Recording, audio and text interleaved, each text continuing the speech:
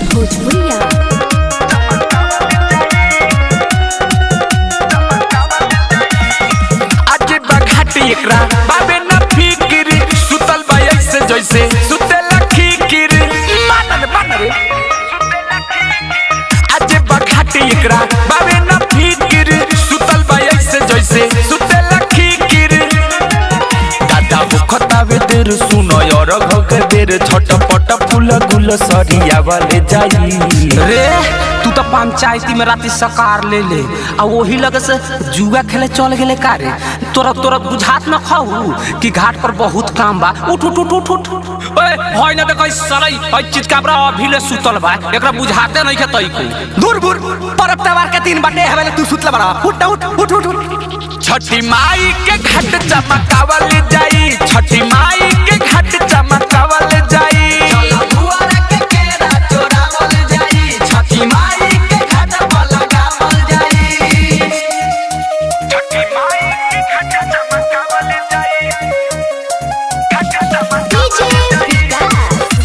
रिया films recording studio Delhi.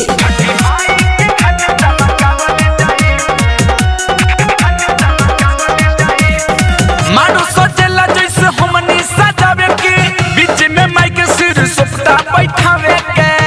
हाँ ठीक है कहला। मानो सजेला जैसे हमनी सजावे के बीच में माइक सिर सुपटा बैठावे के टेंट वाला होते आइल सब चीजिया लाइल चल टेलर पर से हमनी उतारल जाई। लाल साहब के नाती भोज बड़ा का तो वैसे पैकेट में से हाथ निकाला साले तू नहीं ना तारेगा साफ घाट पर से बेलगा दम हमरे नाम चला सरा उतार दा टेलरों पर से उतरबे तब न होई ना हमरा से अकेले उतर जत बा और ओकरा के बुलाओ ए साला तोरा के हम कहता नहीं उतार है चुप ध के उतार त तोरा अकेले हम कहता नहीं उतारे के त देइयो देख ल अकेले उतर जाई हमरा से बुलावा और ओकरा के। छठी माई के घाट चमकावल जाई छठी माई के घाट चमकावल जाई